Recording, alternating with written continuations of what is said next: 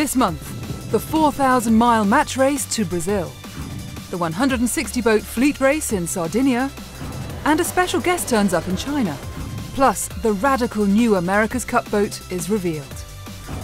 But first, it was a baptism of fire for crews as the Volvo Ocean Race headed south to Cape Town.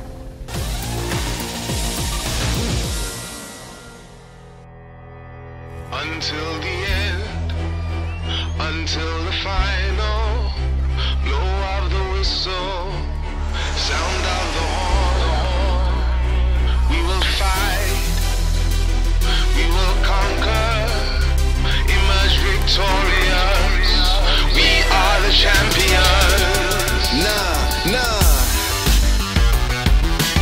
The opening leg to Lisbon in the Volvo Ocean Race was a short hop compared to the 45,000 miles that lay ahead. But it was a stressful one for the teams. The scramble to get out of the Mediterranean after the start from Alicante saw the fleet stick together. But Vestas 11th Hour Racing were happy to break from the pack. And their early confidence paid off. To be honest, before the leg I was quite apprehensive about how this leg was going to play out, because I remember from the 2015 race how many times the whole fleet just flipped inside out leaving out the Med, so we knew it was important to have a strong strategy leaving. And it worked. As strong easterly winds provided a slingshot for the teams, it was Vestas that led the charge, leaving the race favourites struggling to keep the pace.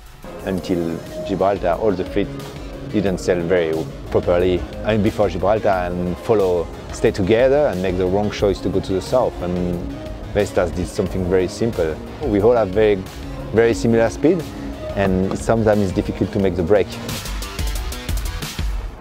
So too was keeping the lead as the breeze went light. Yet Vestas kept their advantage to take the first offshore victory in the 11-leg race.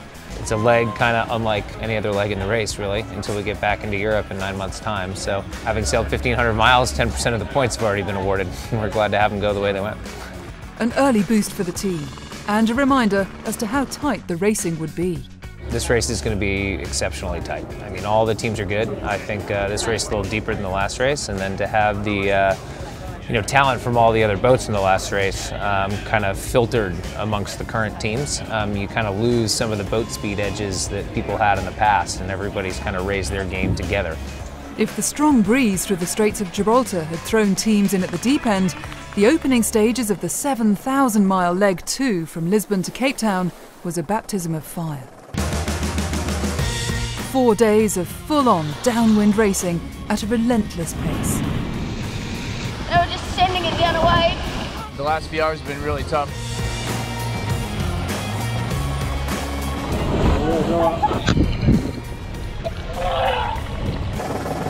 Well, that's a bummer. Whether it's white or brown or small or big, nothing good ever comes of a cloud.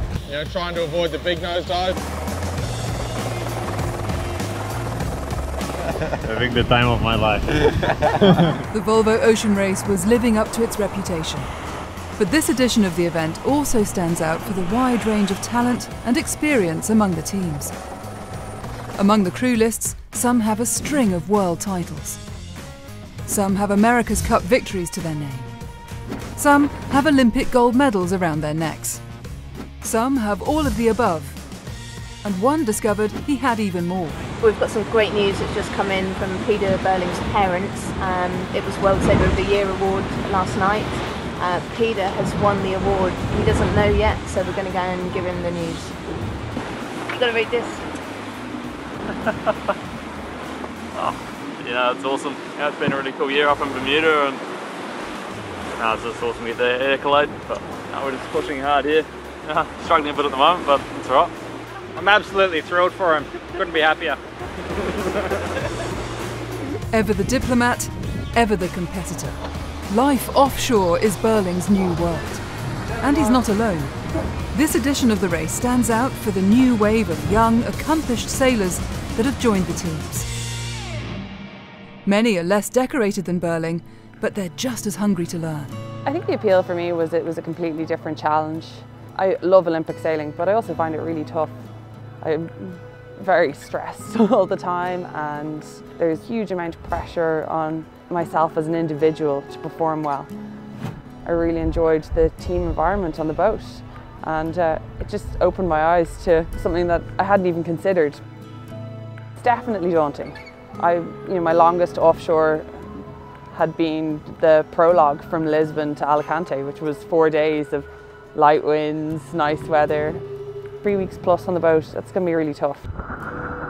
My offshore experience started in maybe June, July this year, a couple of months after the Cup. I think the biggest learning curve for me has been just managing myself offshore, managing the sleeping, managing the eating. So then when you get on deck and you're there to make the boat go fast, you can do it.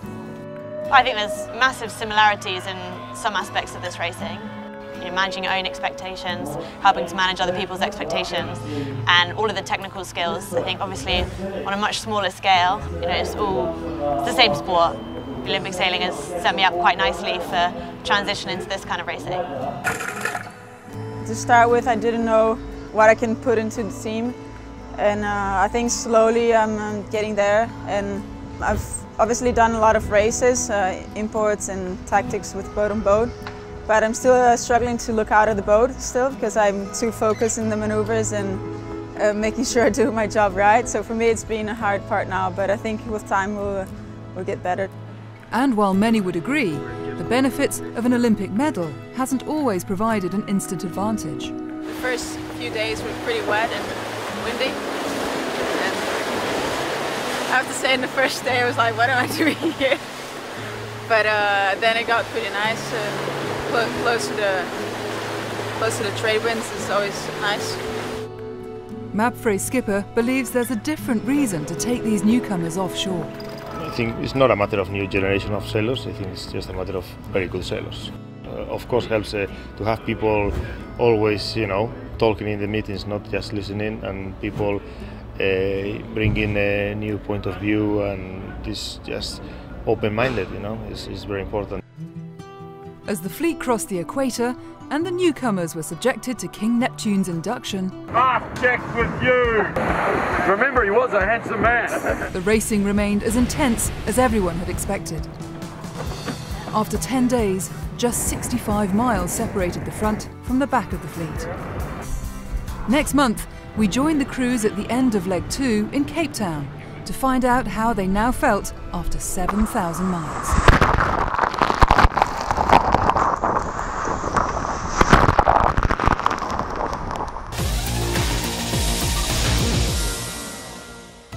Mexico played host to this year's World Sailing Annual Conference, where plans for a new offshore sailing World Championships were unveiled. The world title will take the best results from the joint ORC-IRC Offshore World Championships, as well as a separate long-distance component selected from existing major events. An online World Championships was revealed too. More on this in next month's show. The World Sailor of the Year winners were also announced. As we've already seen, America's Cup-winning helmsman Peter Burling was mid-Atlantic on the Volvo Ocean Race as he received the men's title. While Olympic gold medalist and 3-time laser radial world champion Marit Bouwmeester was assured to receive the women's award. To already be nominated is already a big honor, to actually win it is just incredible. Especially when other people vote for you, it's an amazing feeling. Meanwhile, Ian Lipinski won the famous Mini Transat solo race across the Atlantic.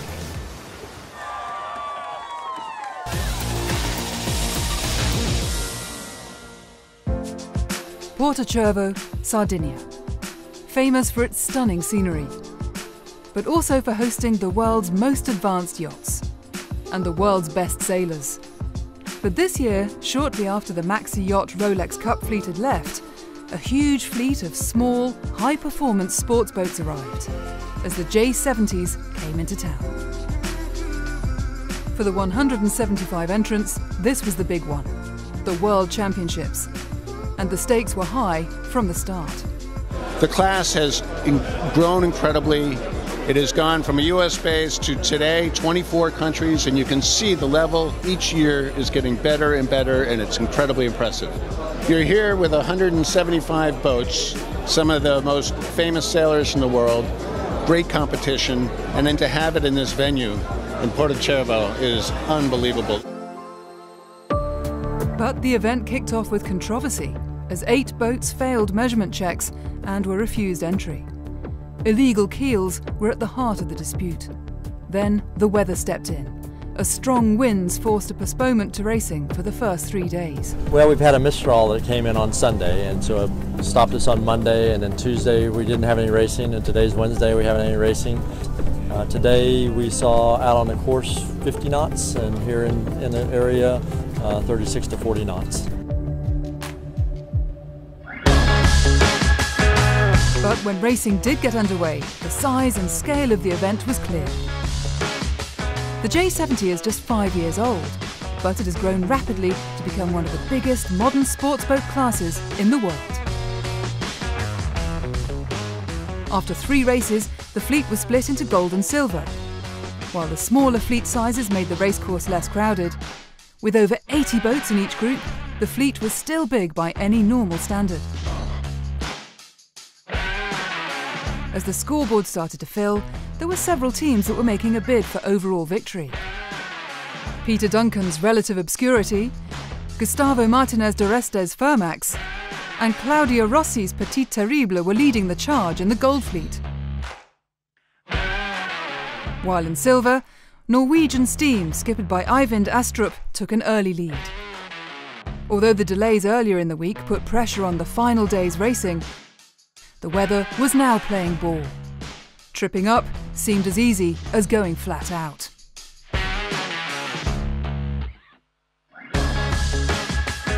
After 6 races, Brian Keane took second overall, while Luca Dominici in Notatro team took third. But when it came to delivering a consistent performance, it was Peter Duncan's relative obscurity that took a podium position in every race, to take the world title by storm. I'm on the top of the world. I mean, this is just such a great feeling to have.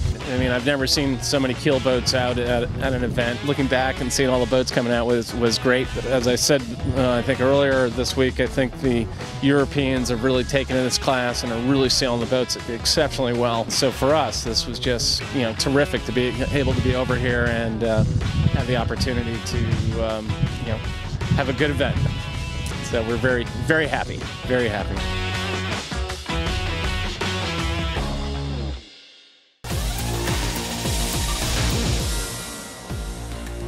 Coming up next, a 4,000-mile match race across the Atlantic. And a radical new boat is revealed for the America's Cup.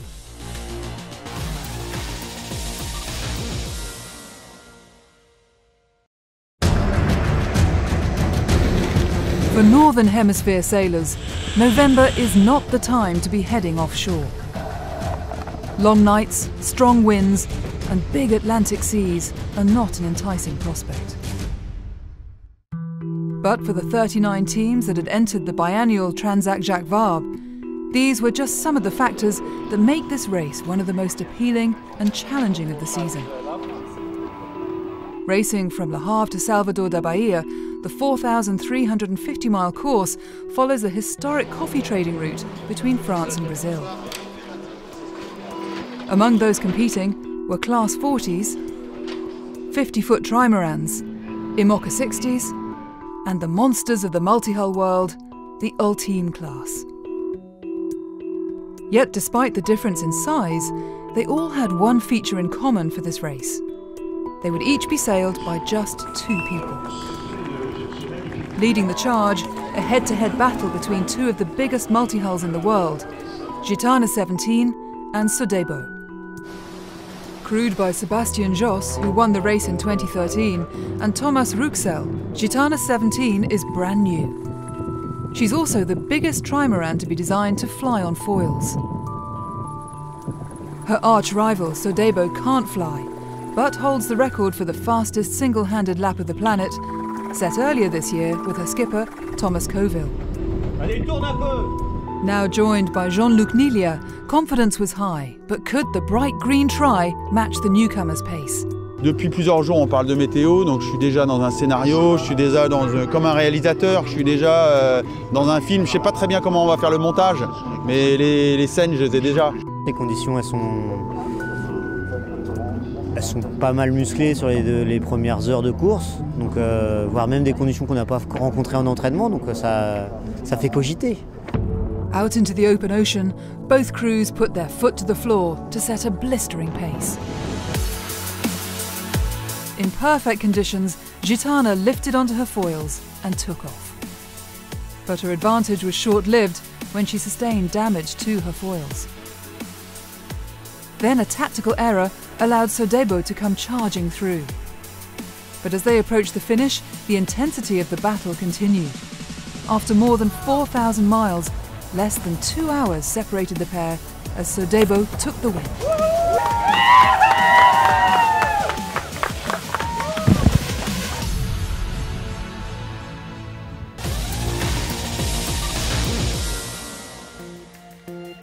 They won the cup, so now they get to make the rules. But while New Zealand is famous for its innovative thinking, the next America's Cup boat is radical. A 75-foot monohull with no keel, but with 2 giant canting T-foils instead. The faster the boat goes, the more support the T-foil provides.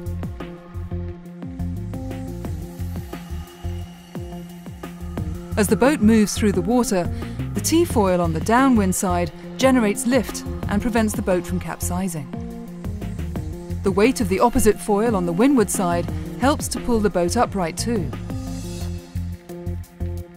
And should the worst happen,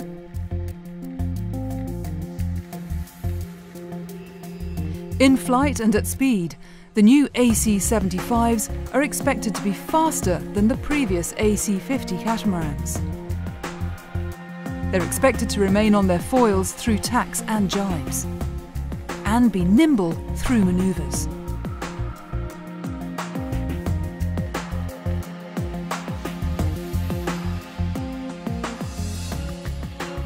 In contrast to the cats, they'll fly large downwind sails.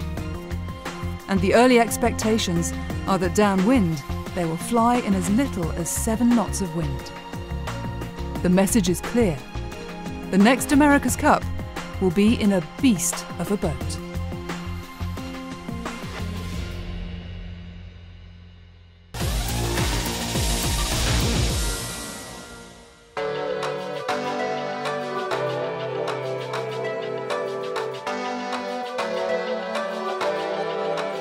In 2005, a group of ambitious but inexperienced Chinese sailors realised the start of their dream: to buy a boat in La Rochelle on the west coast of France and sail it home to China. 5 months later, they arrived in Shenzhen. Eager to share their newfound passion and develop the sport at home, they created the China Cup. It started off with some boats from Hong Kong and a team of 10 40.7, and then the next year another 20, so it stayed that way. Now we have 250 boats of all different classes. It just mushroomed away, just bloomed. The 4-day series kicks off with a passage race from Hong Kong to Shenzhen, followed by inshore races and a round the islands race. But this year, there was a particularly special guest in China: the America's Cup. We went to Bermuda to watch the America's Cup this June. We hoped that the America's Cup could come to China. Now New Zealand have won it, they've brought the trophy with them to share with the Chinese sailors and to encourage more people to learn about sailing and participate in it. We felt a bit of a responsibility as new trustees of the Cup to try and promote both the America's Cup and sailing to China. That's why we're here from the Royal New Zealand Yacht Squadron as well, as to promote training. We'd love to train more Chinese kids and get more people in China into sailing, which is good for sailing and it's good for the America's Cup.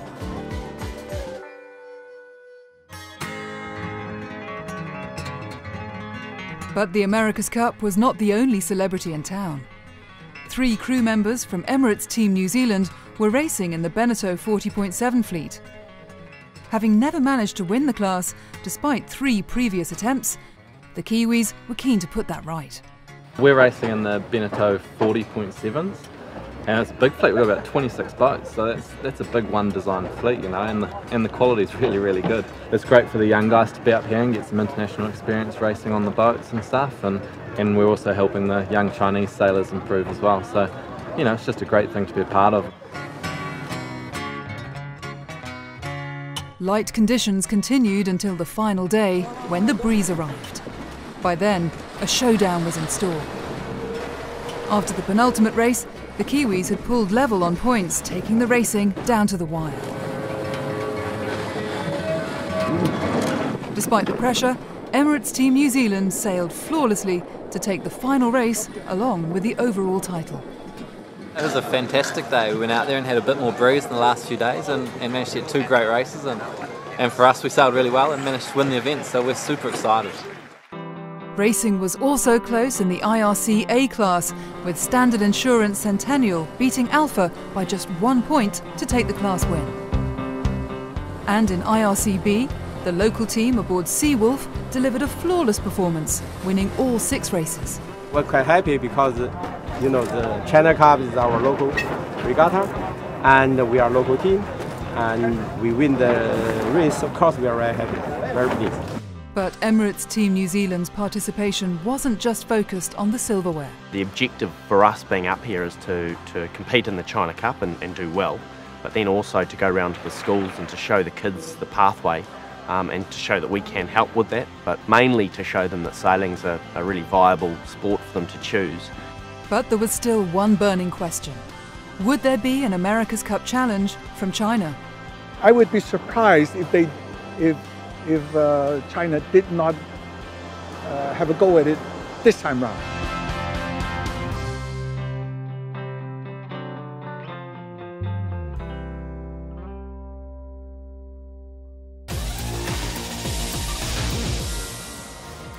Next month, Youth Worlds in China, tiny boats across the Atlantic, plus how one man took on the world.